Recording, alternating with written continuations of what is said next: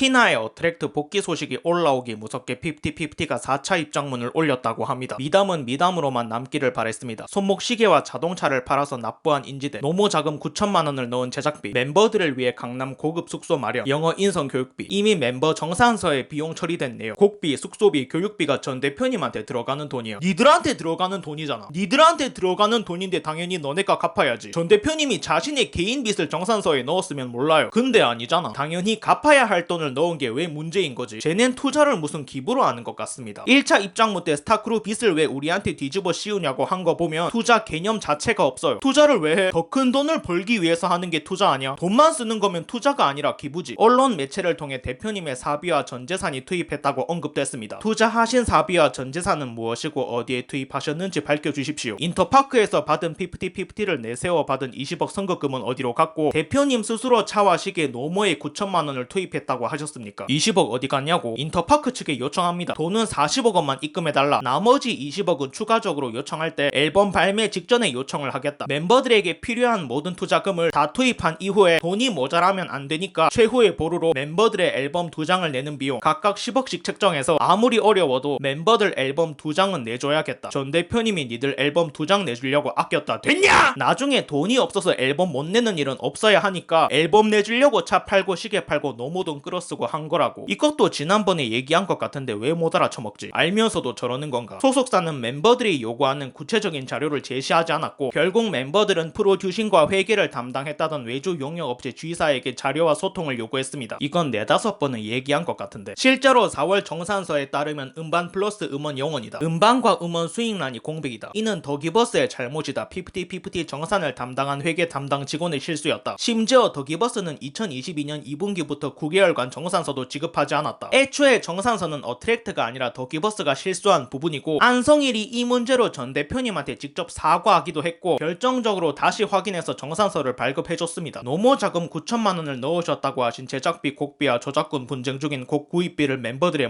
소속사는 곡 구매비, 프로듀싱비, 마스터링비 등 곡비로 약 6억 4천만 원을 멤버들에게 부과했습니다. 정산 주체는 소속사이며 소속사가 날인하여 보낸 정산서입니다. 어우 진짜! 멤버들을 위한 강남 고급 호화로운 숙소 마련, 보증금 영원의 월세 250만 원 방 3개, 화장실 2개, 매니저 1명이 방 1개 사용, 나머지 방 2개에 최대 12명의 인원이 사용, 매니저는 숙소비 분담 인원의 비포함, 방에 2층 침대가 2개씩 있었으나 방에 들어가지 못한 멤버는 복도나 거실에 거주, 지방 원룸도 보증금은 최소 300 이상 먹고 들어갑니다. 근데 강남에서 보증금 영원의 월세 250만 원, 방 3개에 화장실 2개, 이건 전 대표님을 칭찬해야 할 일 아닌가? 니들을 시그니엘에서 지내게 했어야 했나? 게다가 이진호님에 의하면 방 2개 12명이 사용했던 건 2개월밖에 안 됐다고 합니다. 그 이후로는 쭉 4명이었어요. 결론은 넷이서 강남에 방 3개, 화장실 2개짜리 집에서 산 건 맞네. 4세대 탑인 아이브도 방 하나에 3명에서 지내는데 말이지. 그리고 월세 250이라 한 건 전 대표님이 330이라고 말해서인 것 같은데 이건 대표님이 관리비, 수도세, 전기세 이런 거 다 포함한 금액을 말한 걸 수도 있습니다. 표현의 차이가 아니었을까? 영어 인성 교육비, 레슨비 역시 50/50 정산서에 약 5,800만 원 고스란히 기재되어 있습니다. 유튜버들은 월 평균 3천만 원의 레슨비가 지출되었다는 거짓을 퍼뜨리고 있습니다. 연도별 월 평균 1인당 레슨비는 다음과 같으며 모두 멤버들이 정산합니다. 1인당 연평균 1,200만 원을 넘지 않습니다. 차라리 내역을 까! 저것만 보고 문제 있는지 우리가 어떻게 알아? 왜곡된 사실과 악담으로 인해 멤버들은 오해 속에 고통받았지만 소속사는 저희를 방치하셨습니다. 말은 똑바로 하자. 방치가 아니라 니들이 소통을 끄는 거지. 전 대표님이 연락했는데 계속 안 받았다며. 그리고 반박 안 하면 되려 공격당하는데 그럼 가만히 있으라고. 어트랙트는 그저 할 일을 했을 뿐이에요. 아무튼 그렇습니다. 키나 복귀에 대해서 제 생각을 말하자면 솔직히 용서받기엔 지금도 많이 늦었어요. 숙소에서 이탈한 게 6월 19일이죠. 복귀한 게 10월 16일이고요. 숙소에서 이탈한 기간이 4개월, 사태가 공론화된 지 3개월, 돌아갈 시간은 충분히 있었습니다. 하지만 그때도 돌아가지 않았죠. 사실 기회 안 줬어도 됐었어요. 기회를 줄 만큼 용서할 수 있는 일도 아니었고 어트랙트는 막대한 손해를 입고 빚더미 신세가 될 뻔했으니까 도의적으로는 퇴출이 맞습니다. 물론 키나 얘기도 들어봐야 하지만 대중들이 납득하지 못하는 이상 활동은 안 됩니다. 그런 게 없이 활동을 시킨다. 어트랙트를 향한 비난이 커질 수도 있고 회사를 망하게 해도 활동할 수 있다는 선례를 만드는 거예요. 제2, 제3의 50/50가 또 안 나올 거라는 보장이 있을까? 선례를 만든다는 건 굉장히 무서운 겁니다. 마지막으로 영상이 좋으셨으면 구독과 추천 부탁드립니다. 결론입니다. 키나는 그래도 전 대표님한테 고마움을 표시했던 멤버라던데 진짜 말 못할 사정이 있으려나?